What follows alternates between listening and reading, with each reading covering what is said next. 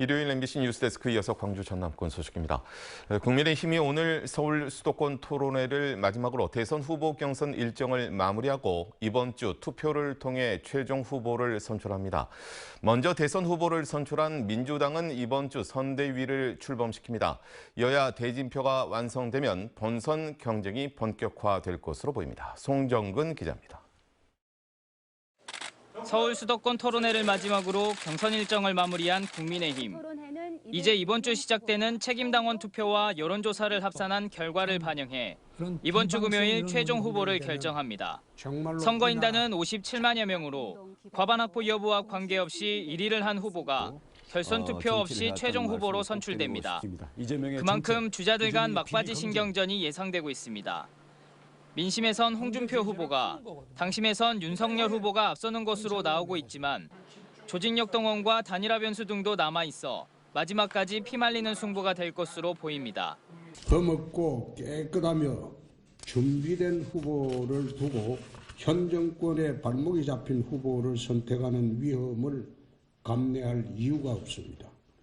정권 교체라는 국민적 열망을 수렴하고 국민을 통합하는 정치를 펼쳐나가겠습니다. 이번 주 선거대책위 출범을 앞둔 민주당은 막판 선대위 인선에 박차를 가하고 있습니다. 이재명 후보와 경선에서 경쟁한 이낙연 전 대표와 정세균 전 총리 모두 선대위 상임고문에 이름을 올렸고 다른 경선 후보들 역시도 공동 선대위원장을 맡아 선대위를 이끕니다. 다음 달 2일 개문발차형으로 이루어지는 선대위에는 깜짝 외부 인사가 영입될 가능성도 제기되고 있습니다. 기본 틀을 가지고 출발을 하고 추가로 후보 직속 위원회라든지 또 후보 직속의 기구들은 점점 채워나가는 형태로 그렇게 단계별로 해나갈 것이다 그렇게 말씀드립니다. 여야 대선 대진표가 이번 주면 윤곽을 드러낼 예정인 가운데 4개월여 앞으로 다가온 대선 시기도 빨라지고 있습니다. MBC 뉴스 송정근입니다. 안철수 국민의당 대표가 내일 대선 출마를 공식 선언할 예정입니다. 국민의당은 내일 오전 국회 잔디광장 분수대 앞에서 2030 세대 청년 3명이 안전, 미래, 공정을 키워드로 연설을 진행한 뒤 안 대표의 출마 선언과 질의응답이 진행된다고 밝혔습니다. 안 대표의 대선 출마는 이번이 세 번째로 2012년 무소속으로 출마했다 중도 하차했고 지난 2017년에는 국민의당 후보로 나서 21%의 득표율로 3위를 기록한 바 있습니다. 최근 도내에서 돌파 감염이 잇따라 발생함에 따라 전라남도가 예방 대책을 강화하기로 했습니다.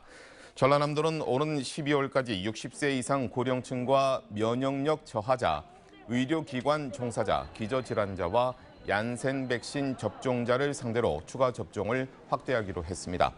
전라남도는 백신 접종을 완료했더라도 시간이 지나면 면역력이 저하돼 접종 효과가 떨어질 수 있다는 연구 결과가 나왔다며 추가 접종에 적극 동참해 줄 것을 당부했습니다.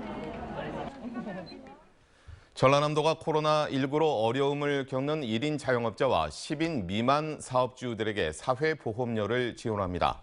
전라남도는 사업비 13억 원을 투입해 1인 자영업자에게는 고용 산재 보험료의 50%를 10인 미만 사업장에는 보험, 국민연금 납부액의 20%를 지원할 계획입니다.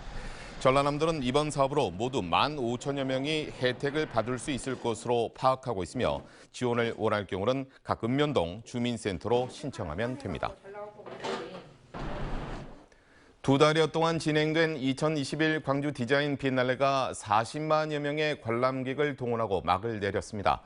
광주 디자인진흥원에 따르면 광주 전역을 디자인 축제의 장으로 물들인 디자인 비엔날레를 5만여 명의 시민이 직접 관람했고 온라인 전시장을 통해서도 8만여 명이 관람하는 등 누적 관람객 수 40만 명을 기록했습니다. 디레볼루션을 주제로 진행된 이번 비엔날레는 코로나19에 대비한 온라인 전시관이 특히 눈길을 끌었습니다. 민간 공원 특례 사업이 추진 중인 광주 9개 공원 가운데 4곳이 토지 보상을 마쳤습니다. 광주시는 마룻공원과 봉산공원 등 4개 도시공원 사유지 72만여 제곱미터의 보상이 완료돼 소유권이 시로 이전됐다고 밝혔습니다.